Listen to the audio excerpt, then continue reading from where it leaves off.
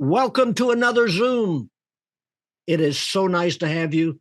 You're going to want to stay with us today. I'm telling you, this subject, you will want to stay with us. So make your mind up right now and say, for the next 30 minutes, I'm going to put aside of everything because it's not that important. I can do this. I'm going to introduce you a little later. You'll see his face, but it's Mark Atteberry. He was born in Southern Illinois and dreamed of someday playing for the St. Louis Cardinals. How many dreams have had that? He ended up playing jazz. Can you imagine jazz music? Instead, he is an award-winning author, speaker, consultant, pastor for 46 years.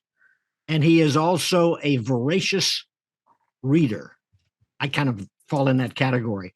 And I want to welcome Mark Atteberry. Welcome. And this is your latest book, right? Yes, it is. Thank you for having me. This I love the title. You're going to understand why I said you need to stay with us. Troublemakers in the Church. And I'm telling you, you've got to get your copy. You will read and either find yourself. You will know a lot of people that has been revealed in this book, and then you kind of chuckle, okay? But that's kind of the way you frame the book, isn't it?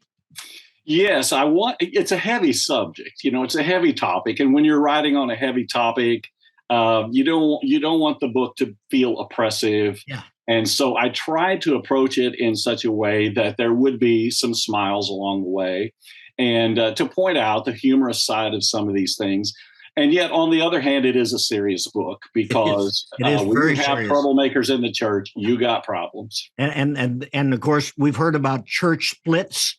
Yes. And they say all of these denominations result of church splits. So yeah, you don't have to look very far in any direction to find a church that's really struggling internally. And yes, there are lots of churches that split. I served a town one time, in a town where there was the First Baptist Church on one side of town and the Second Baptist Church on the other side of town. And at one time, they were the same church. Absolutely. But they had a big blow up and they separated, and one went to one side of the other side of town.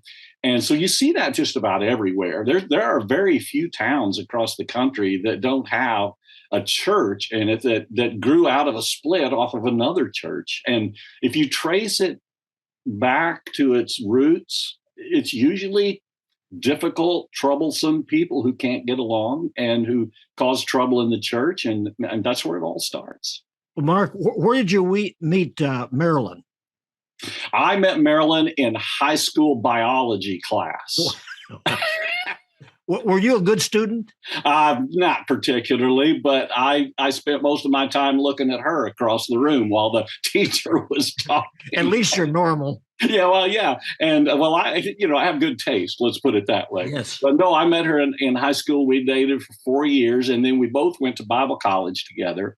And we got married after our sophomore year of Bible college, and we've been together ever since. I met my wife in college also. Now, obviously, there was a time when you decided where you were going to live. When did that happen? Well, I'm a Midwestern boy originally. I was born in Illinois, grew up in Illinois, went to college in St. Louis, and so I'm familiar with that part of the country, and I just assumed I would always live there. But 33 years ago, I got a phone call from a church in Kissimmee.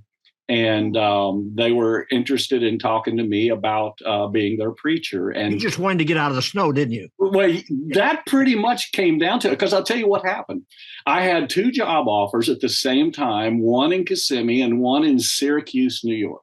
Ooh. And I went both places for an interview. And when I was in Syracuse, they told me they average 150 inches of snow per year. And that pretty well made my decision for me. And I came to Florida. Get yourself a 4-wheel drive truck and enjoy. Well, my wife said, if you want to go to Syracuse, that's fine. But she said, I would rather go to Florida. And, happy wife, happy life kind of thing. Yeah. I wanted my wife to be happy. And I felt like I could serve the Lord either place. Well, we spent a lot of time. My kids were born and raised in Buffalo, New York. And one day my wife, I want to live in Florida. Yeah. So that decision was made. Yes. And it was a good decision because I've been here for 33 years and now I feel like a Floridian. So you're enjoying it. Your book, you have 25 different types of church members. And in fact, it's an amazing book. You have 4 sections and 152 chapters.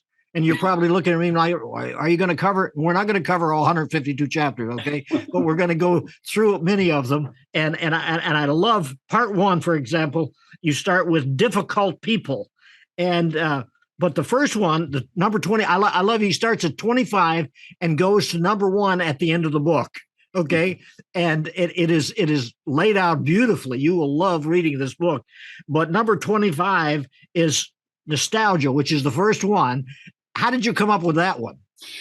Yeah, the nostalgist is that person, and I met a lot of these people over the years. I mean, the nostalgist is in every church, probably several nostalgists in every church. But the nostalgist is the person who is in love with the good old days. Yeah. So last pastor, right? Exactly. Nothing you're doing now. Yeah. Doesn't matter how hard you're working. It doesn't matter how much you're putting into it. Nothing you're doing now is as good as it used to be. Now, here's how it works. If the church is growing, you think that's what you want, right? You want the church to grow. Yeah, I mean, that would be complimenting. Yes, but the nostalgist will come along and say, this church is just getting too big. I remember when it was smaller and everybody knew everybody and we were all such a close-knit family. I've heard that. Now I see people I don't even know. So the nostalgist doesn't like it when the church grows. But if the church shrinks, the nostalgist doesn't like it either, because the nostalgist will say, what's happening to this church? I remember when we had so many people here, we had to put out extra chairs.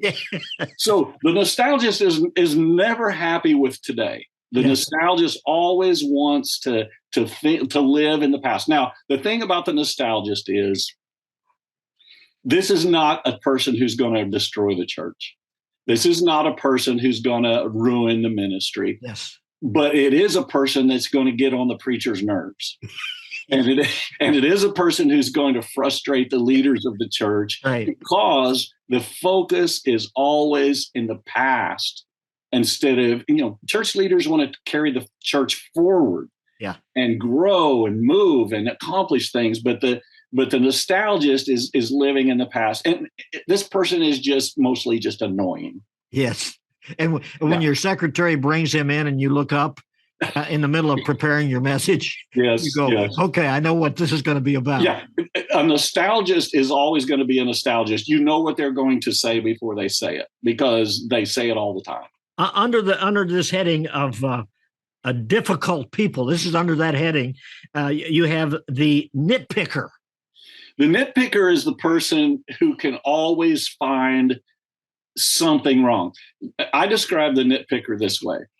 The nitpicker will find a typo in the bulletin and will climb over 3 rows of pews to get to the secretary to tell her she made a typo in the bulletin. That's true. That's the nitpicker. Or, if the preacher preaches 5 minutes too long, the nitpicker will tell him about. Or if he misquotes a scripture, the nitpicker will tell him about it. And I've known a lot of these people. They used to meet me at the back door after I'd get done preaching and say, did you know that's John 4:36 and not John 4:37? You said John 4:36 and it's John 4:37. And I'm like, oh, okay, whatever. I told you it was going to be funny as well as very serious, because he goes through this book. You go, oh my God. And you'll find people in your church, or it may be you, but you'll find in this book the very person that you either know or it reminds you of somebody that's very close to your skin. But Yes. you talk about the faucet. The faucet is the person who runs hot and cold. And I've got a story on this one. We had a couple in our church, and they came to our church. They were great people, very nice people, wonderful people. And by the way, let me just say that's going to be true of a lot of these folks. Is they're nice people if you see them at the grocery store or whatever. They're nice people. You'd never pick up on it. Right. But you get them in a church situation and they have some kind of quirk or some kind of brokenness or some kind of crazy idea that makes them difficult to work with. But the faucet, we had this couple and they came to church, sat on the second row, right down in front of the pulpit, right on the second row. And during the music part of the service, they would bounce up and down and clap their hands and raise their hands and shout amen and sing at the tops of their lungs. Then after the service, they would come out by where I was standing and they would shake my hand and tell me how wonderful the sermon was. And I just thought these people are the greatest Christians I've ever known. I mean, that's just how they seemed. Yeah. And they attended our church for a number of months. I would say 6, 8, 9 months. And then they disappeared.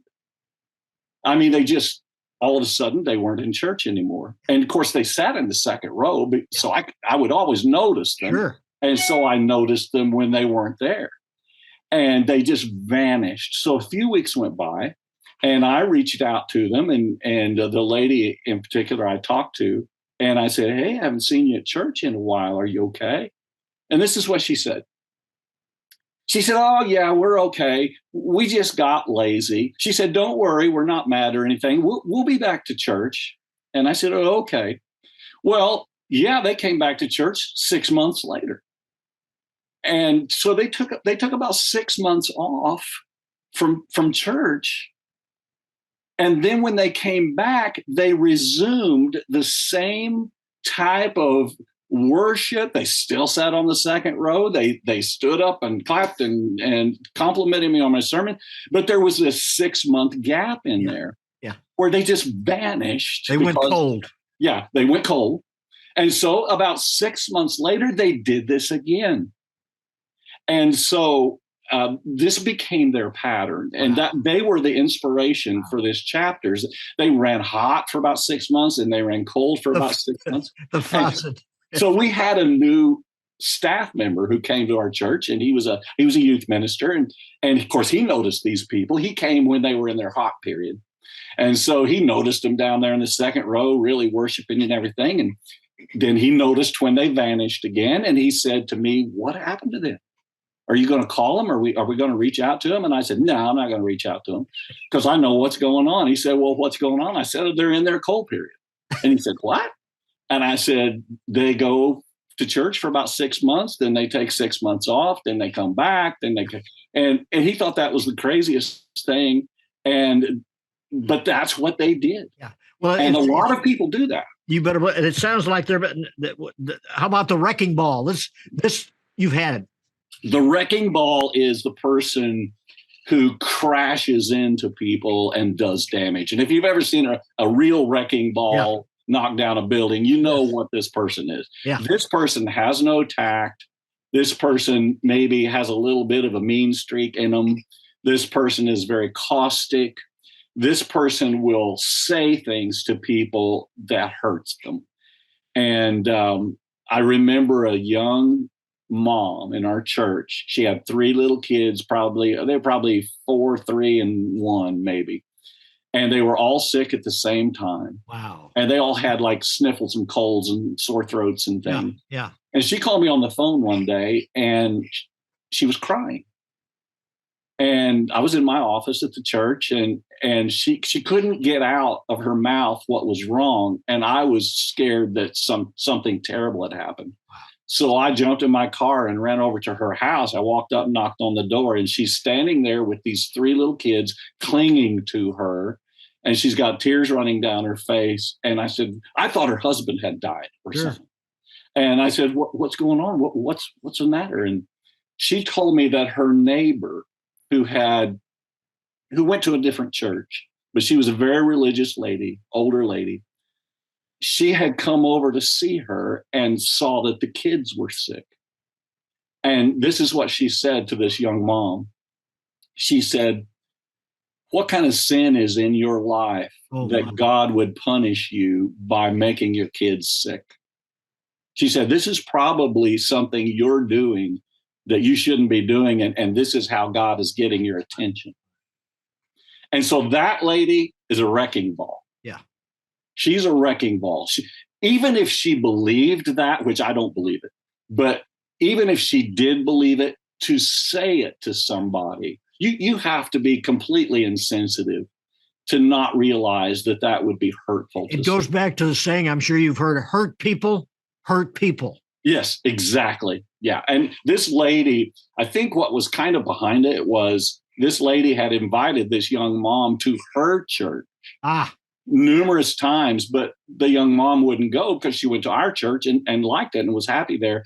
And so she kept saying, "No, I'm going to stay where I am." And so this lady, I think, was frustrated with her. And I don't know what her motivation was or if she was just that clueless, but it was a wrecking ball kind of thing to do when you say something that really hurts people. Yeah, you have the other part too that is called the dangerous, and you go and I'm going to jump through some of these, but you have the conspiracy theorist, and these are dangerous people when you have in the church. How does that work? The conspiracy theorist is the person who believes nothing happens for no reason. In other words, there's always a reason. Yeah. If you didn't wave at me in the car the other day when I passed you, you must be mad at me, or you must not like me. Yeah. Never mind that there was probably a glare on the windshield, or, I couldn't even see you or didn't know what kind of car you drive. Yeah. The funny thing about that is, as a preacher, I always got to the church early in the morning before anybody else got there. So I never knew what cars people drove. Absolutely. They all got to church after I did, and I was usually the last one to leave. So people would drive past me, and if I didn't wave at them, or are you mad? Are you upset? Did I do something? What did I do? Yeah. Well, don't you like me? And we had a guy that went to the hospital one time, and you know how this goes. The preacher is sometimes the last guy to find out that somebody's in the hospital. Yes. Well, that's what happened here. As soon as I found out he was in the hospital, I got in my car. I drove straight to the hospital to see him because he was a friend. He was a good guy. And he had been in there 3 days. And I walked into his hospital room, and I walked up to his bed, and I said, "Hey, Joe, how are you?" And he looked at me, and he turned and looked out the window and didn't speak. And I thought, okay, what's going on here? And he just stared out the window. I said, "Joe?" And he stared out the window. About the third time, I said, "Joe, what's wrong? Why won't you look at me? Why won't you talk to me?" And he turned his head and he looked at me and said, "So are you trying to tell me something?" And I said, "What do you mean?" And he said, "I've been in this hospital bed for 3 days and you haven't been to see me. I thought we were friends."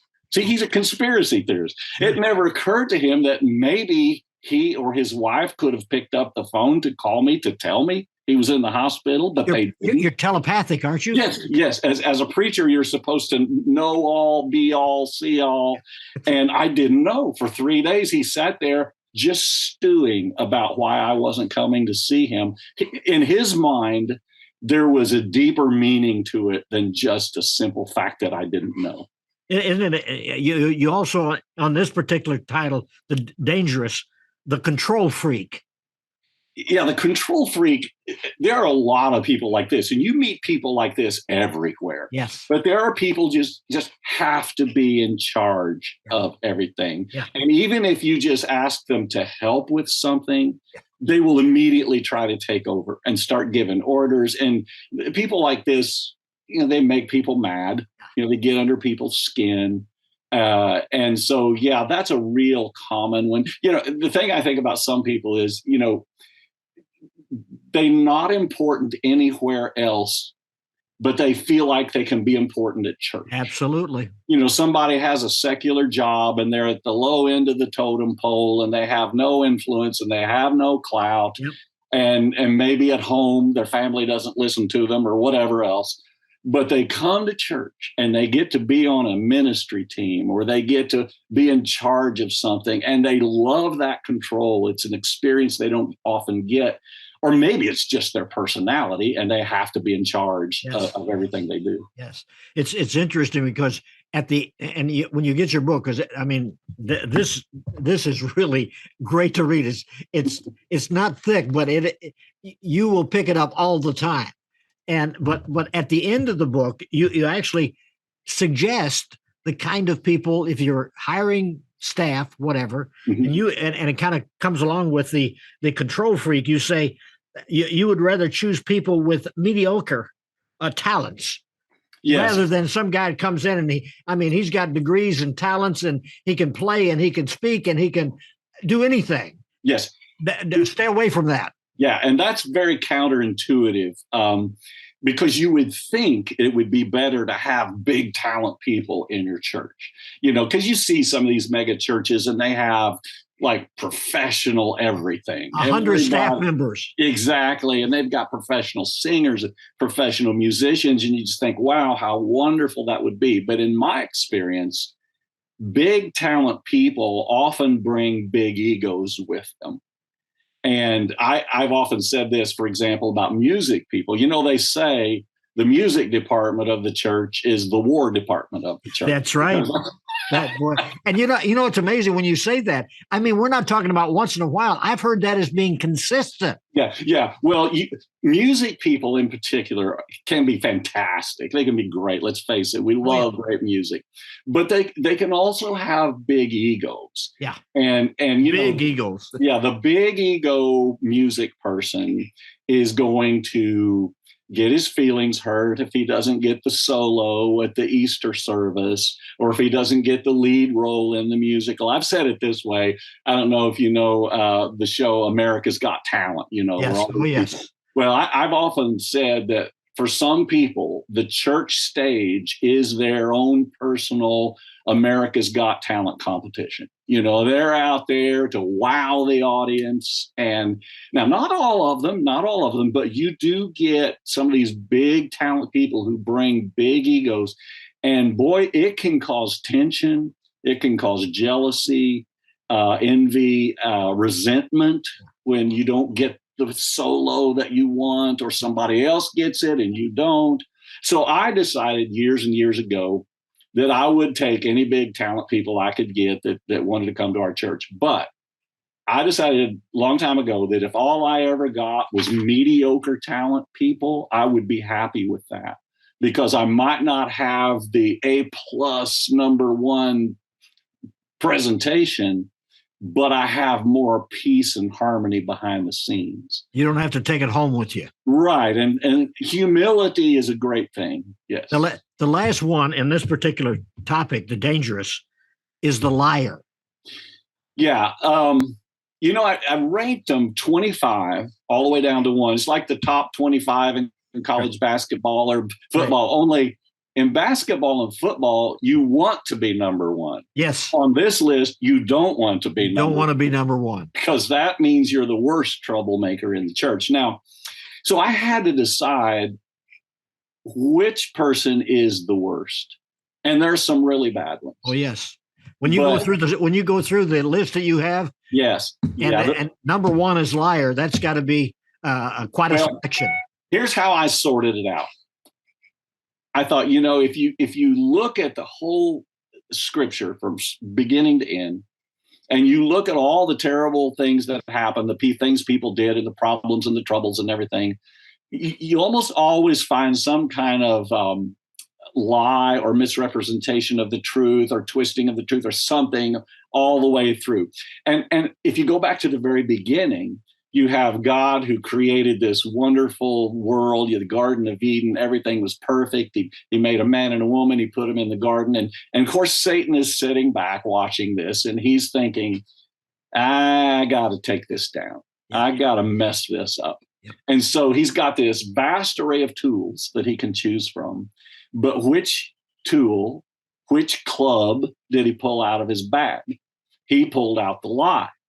He approached Eve and he said, hey, if you eat that fruit, It's not going to hurt you. You're going to be like God. You're going to know what God knows. And of course, the rest is history. But he chose the lie, I think, because he knew it was his most effective tool. Sure. And it accomplished what he wanted it to accomplish. Now, God's plan of redemption fixed things, yes, but still, Satan got the job done that he wanted to do. Now, I look at it this way.